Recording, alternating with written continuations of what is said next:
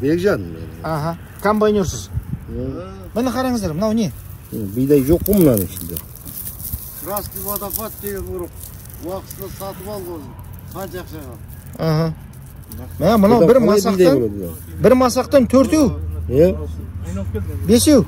Солай болады, 5-еу, 6-еу. Бұл неге бұлай болды? Оны енді Сіз диқан ғой? Иә. Поле сіздікі ма? Мынау неге бұлай болды? Неге бұлай болды? Бір масақтан 5-еу ақ. Құнарлығы жоқ қой. Қуаншылық, жаңбыр жаумады. Үйге слитра беремадық, слитра бермеді. Масқара, Жылда мынаны беріп қара. жүрген слитрасын аламай қалдық биыл. Астафиралла. Оны сәләркі деген кетті қымбаттап. Жаңа бидайды 150-ден ағырай болады дейді. Иә. Қымбаттаған деген расход жабу үшін солай болып жатыр енді. Біз расходымызды жабамаймыз қазір. Дәл қазір. Осы түрлікпен.